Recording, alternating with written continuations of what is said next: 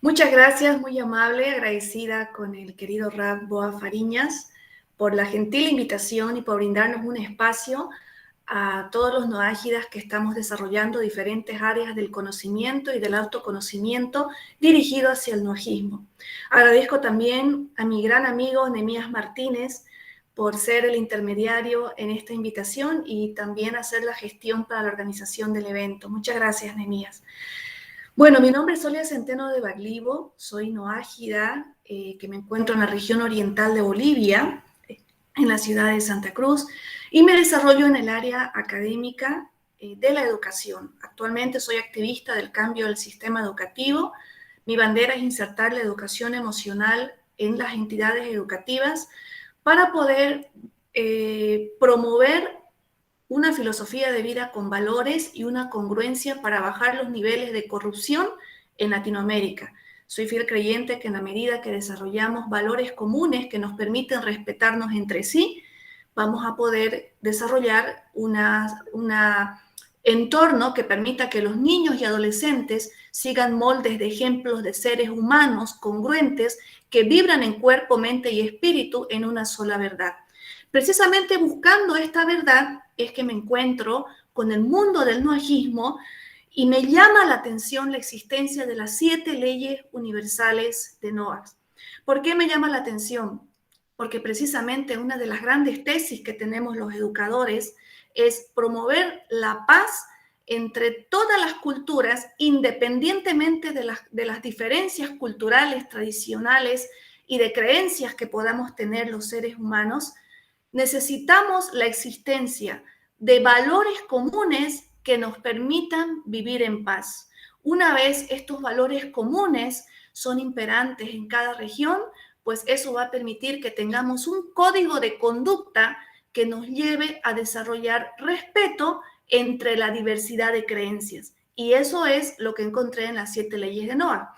Cuando yo comienzo a relacionar la existencia de los valores universales con los principios de lo que es la educación, me vuelvo para atrás y busco las raíces y la etimología de lo que es la palabra educación. Y obviamente la palabra educación, cualquiera que use el Google, cualquiera que busque una enciclopedia, cualquiera que busque los orígenes etimológicos de una palabra, encontramos una raíz latina, educatio, que viene de un verbo educare, que quiere decir nutrir, educar. Y este viene también de un verbo que es del latín ducare, que es conducir. Y a su vez viene de un sufijo que lo lleva a un simbolismo de acción y efecto. En pocas palabras, el concepto general de educación es un proceso para adquirir habilidades, conocimientos y ampliación.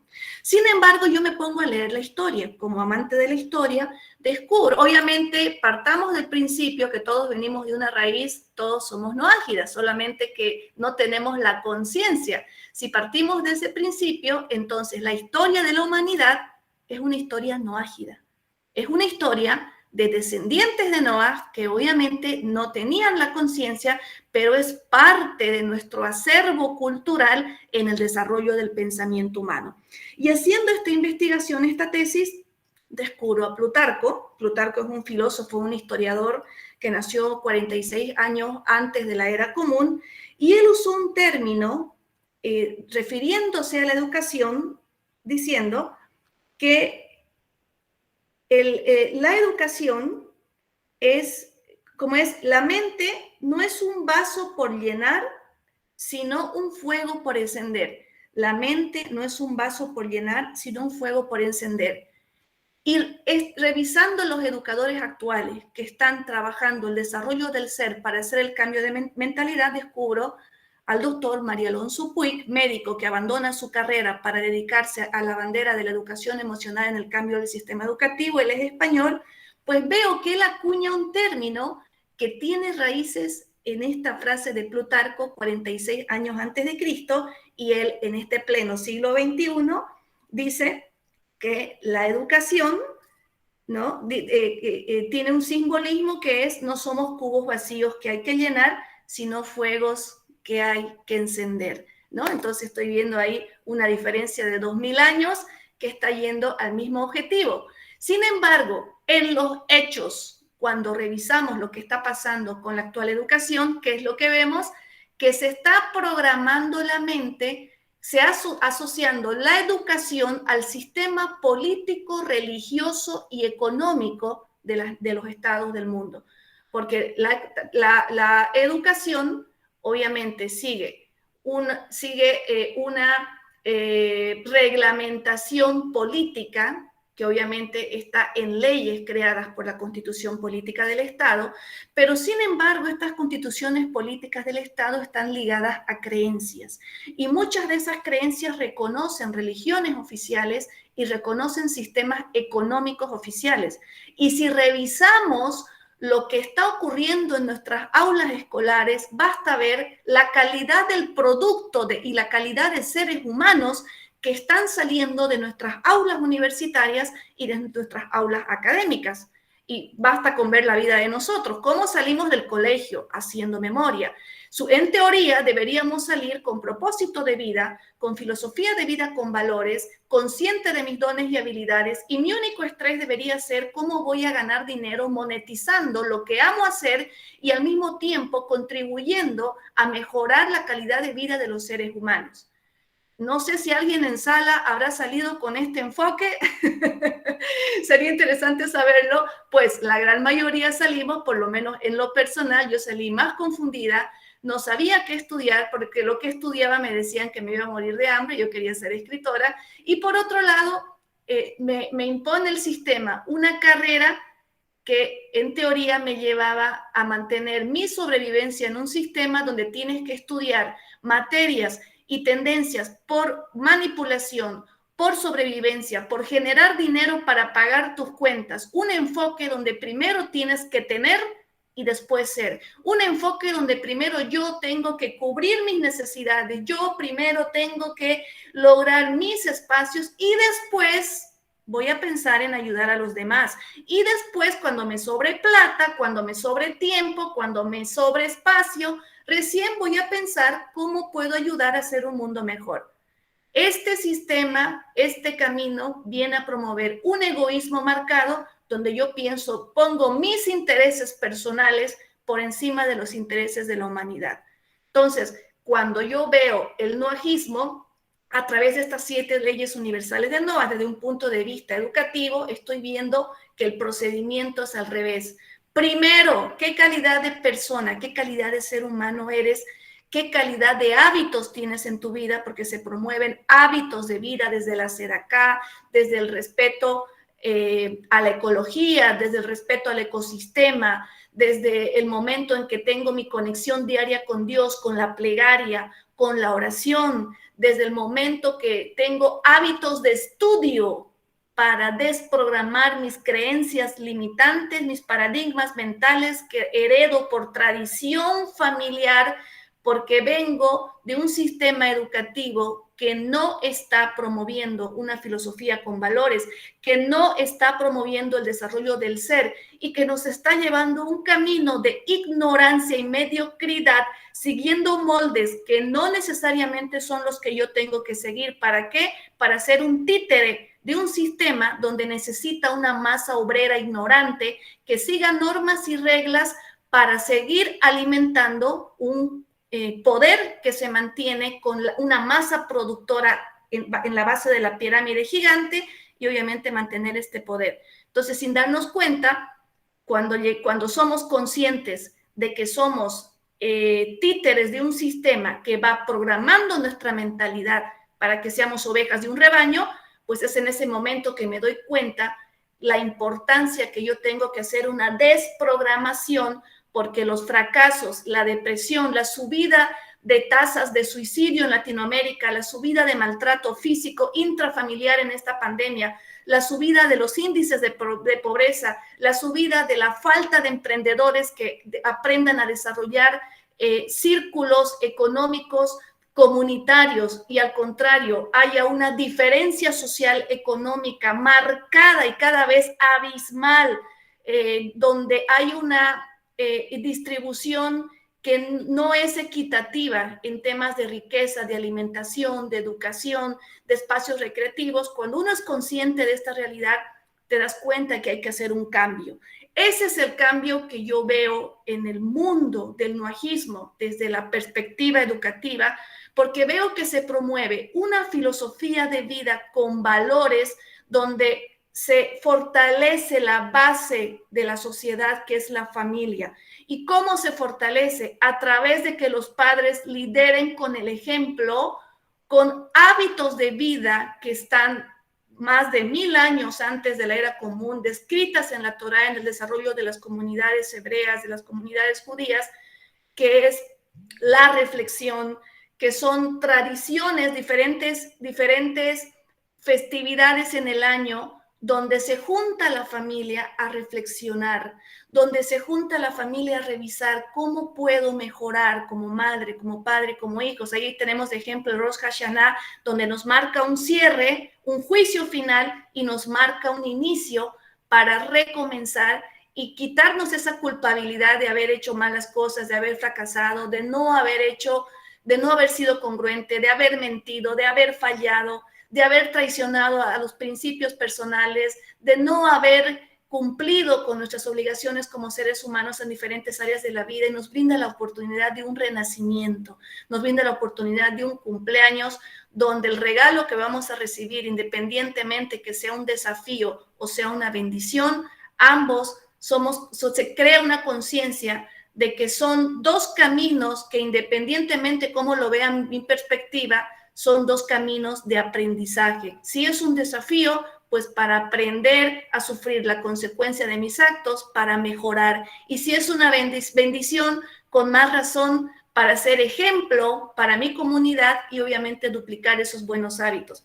Entonces, cuando yo veo este sistema de educación que se va heredando a través de 7 leyes universales y obviamente mirando como espejo una nación que mantiene tradiciones y valores culturales, que promueven los valores, una filosofía de vida con valores desde la familia, que se transmite generación tras generación, también descubro algo muy interesante que me llama la atención y cabalmente ahora haciendo un curso en Torah Olamit, en la escuela israelí, con el maestro Meir Hayakar.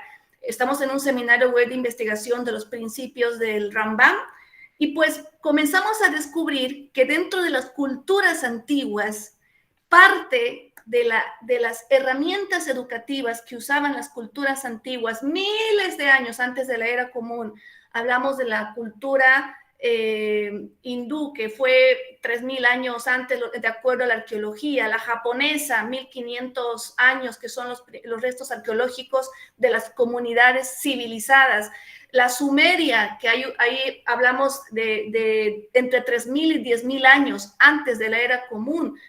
Cuando comenzamos a revisar Egipto, mucho más antigua, ¿no? 10.000, si revisamos los restos de acuerdo a la antropología y de acuerdo a la arqueología, las evidencias históricas y las evidencias arquitectónicas que nos han dejado en la parte material, vemos que ellos tenían el hábito de representar en las paredes, en estelas, en piedras, en templos, en diferentes metales que puedan prevalecer en el tiempo, figuras representativas de sus creencias.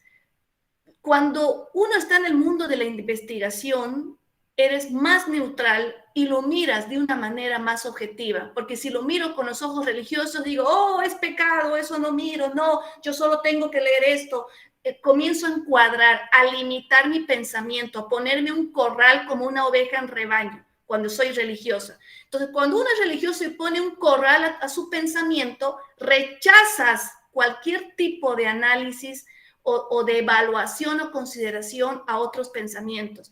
¿Qué aprendí en el noajismo? Que aquí nadie te pone un corral, que aquí encontramos la verdad por sí mismo, que si yo quiero cuestionar o yo tengo dudas, primero tengo que estudiar y después de estudiar saco mis conclusiones y solita de manera voluntaria llego a los principios y a las verdades que de manera emocional descubro que las conclusiones que llego son las mismas conclusiones que están descritas en estos escritos antiguos de más de miles de años antes de la era común. Entonces, haciendo este proceso de camino educativo, de camino de búsqueda de la verdad, si quieres, de un camino que tiene raíces en la inseguridad, en el miedo, de que no te quieran programar, de que no te quieran hacer una inserción en tu mente de creencias que tú ya no quieres aceptar, descubres que en la antigüedad usaban la idolatría como una herramienta educativa para educar a un pueblo ignorante que no tenía ningún tipo de educación porque era gente obrera. Si estudiamos la historia de la humanidad, descubrimos que había una clase sacerdotal, una clase de poder, un sistema teocrático, un sistema monárquico, donde un grupo muy reducido que tenía la ventaja de que todas sus necesidades estaban realizadas por una servidumbre, entonces les sobraba tiempo para filosofar, para meditar, para ver, para usar la observación, que es lo que nos enseñan en la Torah, observar. Tú quieres saber cómo funciona el universo, cómo es la creación, cómo es Dios, qué es lo que nos enseñan los rabinos y qué es lo que hemos aprendido en los principios del Rambam. Observa, observa cómo es el movimiento de la naturaleza. Observa, observa que todo sigue un orden, observa que después del caos viene el orden, observa que todo sigue principios que no se cambian siglos por siglos. El sol sale todos los días, el árbol llueve, truena, relampaguea, cae un rayo, está de pie. Observa cómo funciona la armonía de los ecosistemas, del reino mineral, vegetal, animal, y quiénes somos nosotros como humanos para querer alterar estos principios y este movimiento de un ecosistema que tiene una razón de ser, que con un origen mucho más trascendental. Ahí comenzamos a reflexionar la grandeza de lo que es Dios. En la antigüedad, como esta manera de expresar solo era un privilegio para las clases gobernantes, las clases sacerdotales y las clases monárquicas, ¿cómo le enseñaban al pueblo? Porque el pueblo necesitaba agarrarse de algo, ¿no? Entonces, hacían estas figuras y se creaban 500 dioses, 20 dioses, su docena de dioses, para tratar de explicar la grandeza de lo que significaba el concepto de Dios. Porque una mente que solo piensa en comer, dormir y reproducirse, ¿cómo va a poder cómo va a poder construir una comprensión espiritual, una comprensión de omnipotencia? ¿Cómo la palabra omnipotencia vas a describir a una persona que solamente sabe las 4 estaciones del año cuando va a sembrar y no tiene unos elementos de criterio que lo lleve a una filosofía de vida? Sencillamente se mueve de manera mecánica como un animalito. Entonces, cuando tú estudias la historia de la humanidad, te das cuenta que en todas estas culturas antiguas, originarias que nacieron casi al mismo tiempo, estamos hablando Sumeria, Egipto, luego pasamos por la India, pasamos por Japón, estamos viendo que en todas estas culturas existe un florecimiento de la creencia en una existencia divina fuerte, en un ente que organiza todo y que ordena. Obviamente todo esto que les estoy diciendo, yo estoy preparando una tesis, no es que lo voy a dejar aquí lanzado en una bonita inspiración, lo voy a documentar, voy a poner autores, bibliografía. Eso es lo que yo aprendo como investigadora y eso aprendo en el noajismo, que uno no tiene que decir las cosas porque sí. Nadie descubre la pólvora en esta etapa del pensamiento humano. Todos duplicamos y estudiamos y todo lo que uno dice, alguien ya lo dijo, pero hay que ver las raíces. Y yo estoy muy entusiasmada porque en este mundo de investigación que me apasiona, voy descubriendo cómo todas las raíces comienzan a unirse cuando me inserto en los 7 principios universales de Noah. Comienzo a darle sentido a una diversidad de pensamientos, de una diversidad de culturas, una diversidad de estructuras políticas, económicas y religiosas que fueron creadas en la historia de la humanidad, que es la historia del noajismo. Entonces, ¿a qué quiero llegar? Que al relacionar la manera en que educaban al pueblo, llego a la conclusión de que la idolatría era una simple herramienta educativa para poder enseñarle a un pueblo ignorante y mediocre de la grandeza, de una omnipotencia, de una existencia, de algo tan grande que no sabían cómo en un cerebro limitado transmitir, porque pretender creer a Dios es imposible. Por algo nosotros somos un fractal, y ese fractal se representaba en ciertos atributos y cualidades que se iban materializando en el sol, en la luna, en una muñequita, en un muñequito, porque el pueblo necesitaba ver, el pueblo no podía comprender que en un mundo materialista no podían cómo comprender algo que no es material. Ahora, ¿qué pasa? Viene la cultura romana, y los romanos han sido grandes estrategas, grandes mercadólogos para poder promocionar su imperio y poder insertar todas esas civilizaciones que tenían diferentes creencias. Y descubrieron una estrategia muy poderosa, que es ahí donde nace la idolatría. Como ellos veían que cada cultura tenía una diferente manera de interpretar la concepción de Dios, pues ellos dijeron, ¿para qué nos vamos a complicar y pretender imponer nuestros dioses? Lo que vamos a hacer es vamos a adoptar sus dioses y a ponerlos en nuestros templos. Vamos a tener una colección de dioses de todas los países, los estados que estamos, las naciones que estamos insertando a nuestro imperio. ¿Ya? Les vamos a permitir que mantengan su creencia, pero vamos a sumarle estos 15 más, pero vamos a sumarle estos 12 más. De esa manera lograron expandir su imperio en tiempo récord. Y obviamente, ¿qué es lo que viene? Cuando ellos vieron la necesidad de fusionar todo en una sola creencia, ¿por qué? Por un tema de asegurar impuestos, por un tema de asegurar el poder, por un tema de asegurar la riqueza de un sistema económico-político que utiliza las creencias como un medio de conexión con esos pueblos extranjeros, porque no tenían nada en común, aparte de tener ojos y ser seres humanos, en creencia no tenían nada en común, tenían filosofías muy diferentes. Los romanos eran prácticos, no se complicaban la vida, entonces decidieron sencillamente dejar que cada uno siga con su sistema, pero se fue perdiendo esa esencia original de lo que era educar, de lo que era transmitir conceptos de una manera didáctica, como un niño que le regalas un rompecabezas y le dices, vas a ver un paisaje hermoso después para que pueda descubrir un paisaje. Era una manera didáctica de construir conceptos complicados para que la mente humana lo vea de manera simple. Pero se fue tergiversando, los grandes sabios por conspiraciones, por conflictos de poder, típico del ser humano. Siempre aparece alguien que quiere abarcar, que no tiene la suficiente educación en valores. Entonces, cuando no tienes educación en valores, no tienes respeto por ciertos atributos del ser humano, como es, o cualidades o dones, como es la vida, como es la verdad, como es la equidad, como es la justicia. Entonces, cuando no tienes esa formación y creces en una búsqueda constante de poder, pues ahí comienzas a matar, asesinar, violar y todo lo que se puede ver en la parte oscura de la historia de la humanidad. Entonces, cuando comienza a venir por un tema de equilibrio en la evolución de la humanidad, esa luz y oscuridad, ese egoísmo con esa espiritualidad, obviamente para que haya un renacimiento de espiritualidad tiene que haber una explosión de oscuridad, y ahí vienen las guerras,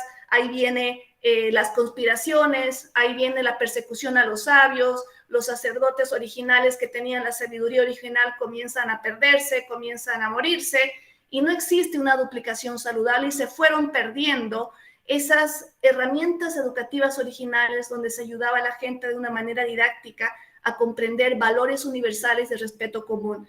¿Y a qué se llega? Pues se llega a un proselitismo donde comienzan a utilizar estas creencias, y en vez de usar los ídolos como una representación o un fractal de algo que no tiene forma, comienzan a darle poder al ídolo, comienzan a mostrar al ídolo como un instrumento de proselitismo para saber si esta nación o este grupo es de mi club. Porque si yo veo que te vistes de color celeste igual que yo, eres de los míos. Pero veo que te vistes de negro, no eres de los míos, entonces te mato, te conquisto y te impongo mi color celeste. Algo así comenzó a suceder en la historia de la humanidad.